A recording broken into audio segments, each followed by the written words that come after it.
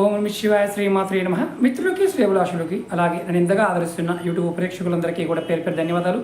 మిత్రులారా, మీ అందరికీ పరాదేవత ఎల్లవెల్లలా మీతో ఉండి మీ మనోవాంఛ నెరవేర్చాలని మనస్ఫూర్తిగా కోరుకుంటున్నాను.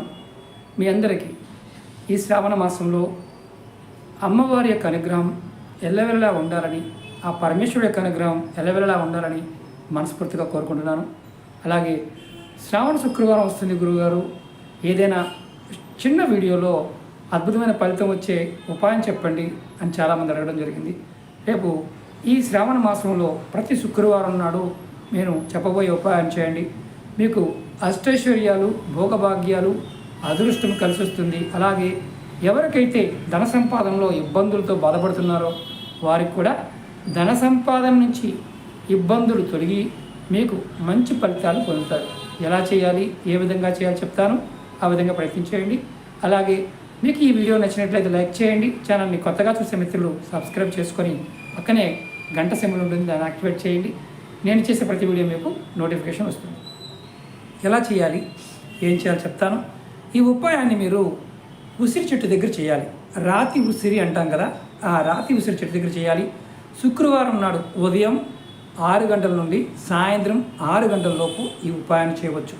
చాలా తేలికైంది. ఎందుకంటే రాతి ఉసిరి చెట్టు కింద మనం పూజ చేసిన, లక్ష్మీదేవి నామాన్ని జపించిన ఫలితం ఉంటుంది. అంటే అర్థం, ఆ చెట్టు మొదల్లో వేరు లోపల సాక్షాత్తు విష్ణు స్వరూపంగా శ్రీమన్నారాయణుడు ఉంటాడు. ఎవరైనా సరే శుక్రవారం నాడు శ్రావణ మాసంలో రాతి ఉసిరి చెట్టు దగ్గర ఆవు నెత్తితో దీపారాధన చేసి అక్కడ కాస్త పసుపుని, మామూలుగా మనం తడపకుండా పొడి పసుపుని చెట్టు మొదల్లో వేసి అక్కడ మట్టి ప్రమిదిలో ఆవు నేతితో దీపం వెలిగించి నైవేద్యంగా బెల్లం కానీ అరటిపళ్ళు కానీ నైవేద్యంగా పెట్టి మీరు ఆ చెట్టు దగ్గర ఆసనం, ఒక క్లాత్ వేసుకొని కూర్చొని చక్కగా లక్ష్మీ అష్టోత్తరాన్ని కానీ అలాగే నారాయణ మంత్రాన్ని కానీ జపం చేస్తే ప్రతి శుక్రవారం, శ్రావణ మాసంలో వచ్చి ప్రతి శుక్రవారం నాడు ఇలా ఉసిరి చెట్టు దగ్గర చేసినట్లయితే శ్రీమన్నారాయణ కృపాకటాక్షం కలుగుతుంది. మీ ఇంటిలో లక్ష్మీదేవి స్థిరంగా ఉంటుంది. అష్టైశ్వర్య భోగభాగ్యాలు కావాలి కోరుకునే వారికి యోగం కలుగుతుంది. ఇది మొదటి ఉపాయం. రెండవది, ఈ శ్రావణ మాసంలో ఖచ్చితంగా శ్రీమన్నారాయణతో పాటు శివ భగవాను కూడా ఆరాధించాలి. ఇది కూడా మీరు మరి ఉసిరి చెట్టు మా ఇంటి దగ్గర లేదు గురువుగారు, దేవాలయంలో ఉంది, అక్కడ చేయవచ్చా? ఎక్కడ ఉసిరి చెట్టు ఉన్నా అక్కడ చేయవచ్చు. లేదంటే మీరు దగ్గరలో ఉన్న నర్సరీకి వెళ్ళండి, ఒక ఉసిరి చెట్టు తెచ్చుకోండి, అంటే ప్యాకెట్లో ఉన్నదాన్నైనా అక్కడ కూడా చక్కగా మీరు దీపారాధన చేయండి. ఐశ్వర్యవంతులు అవుతారు, దాంట్లో ఒకటే లేదు. అలాగే రెండో ఉపాయం ఏంటంటే, ఇది మీరు ఎవరైనా సరే ఈ శ్రావణ మాసం మొత్తం కూడా ఒక నియమంగా రేపటి నుంచైనా మొదలుపెట్టండి. ఎక్కడైనా మర్రి చెట్టు ఉంటే, ఎవరికైతే అప్పులు బాగా ఉన్నాయో, అప్పులు తీర్చలేకపోతున్నాం గురువుగారు, చచ్చిపోతున్నామో అప్పుల వల్ల అనుకునేవారు ఎవరైనా, పెద్ద అప్పు అయినా చిన్న అప్పు అయినా ఏ అప్పు అయినా సరే, మీరు రేపటి నుండి శ్రావణ మాసం పూర్తి అయ్యే వరకు చక్కగా ఒక ఇంటి దగ్గర నుండి కొద్దిగా నీరు తీసుకువెళ్ళండి. ఒక కాపర్ లోటాలో కానీ, కాపర్ బాటిల్లో కానీ, కాపర్ చెంబులో కానీ మర్రి చెట్టు దగ్గరికి వెళ్ళండి. ఆ నీళ్ళ లోపల కొద్దిగా వరిపిండి కలపండి, కొద్దిగా 2 చుక్కల పాలు కలపండి. కలిపి ఆ మర్రి చెట్టు మొదల్లో నీళ్లు పోయండి. పోసి చెట్టు చుట్టూ 3 ప్రదక్షిణ చేయండి. చెట్టును అడ్డుకోవాల్సిన అవసరం లేదు. మీకు ఓపిక ఉంటే కనుక, అవకాశం ఉంటే దీపారాధన చేయండి. అక్కడ మట్టి ప్రమిదిలోనే నువ్వుల నూనె కానీ, ఆవు నెయ్యి కానీ, కొబ్బరి నూనె వేసి 2 ఒత్తులు వేసి విడివిడిగా దీపారాధన చేయండి. అలాగే దీపారాధన అయిపోయిన తర్వాత నైవేద్యంగా మీరు మిశ్రీ కానీ, బెల్లం కానీ, అరటిపళ్ళు కానీ నైవేద్యంగా పెట్టండి. ఆ నీరు పోసిన మట్టిని కాస్త మట్టి తీసుకొని ఇలా నుదుటిని బొట్టుగా పెట్టుకోండి.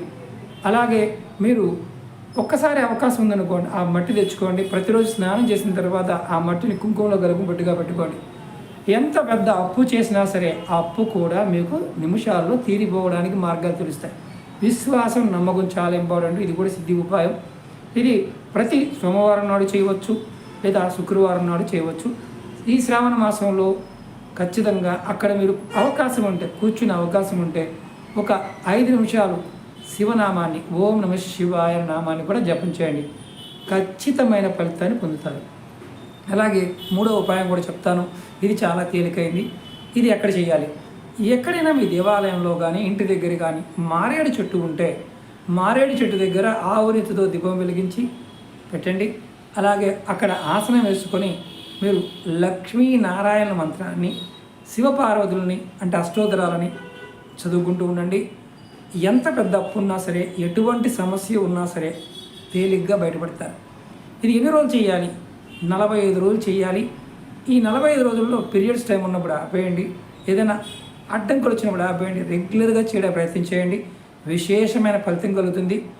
సమస్యలు, ధన సమస్యలు, అనారోగ్య సమస్యలు, అలాగే కుటుంబ సమస్యలు, వ్యాపార సమస్యలు, భూత ప్రేత పిశాచ బాధలు, నరఘోష జనఘోష ఇలాంటి వాటి నుండి కూడా ఈ 3 ఉపాయాలు చేయడం వల్ల ఖచ్చితంగా బయటపడతారు.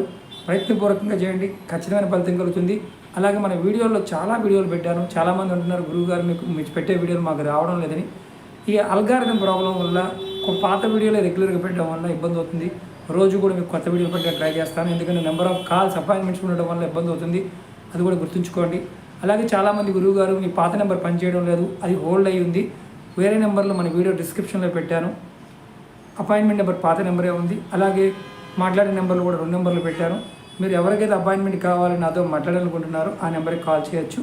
అలాగే దేవతా వస్తువులు పాయింట్ చాలామంది అడిగారు. మన ఈకామర్ వెబ్సైట్లో కూడా చాలా వరకు ఉన్నాయి. కావాల్సిన దాంట్లో కూడా తీసుకోవచ్చు. ప్రయత్నపూర్వకంగా చేయండి.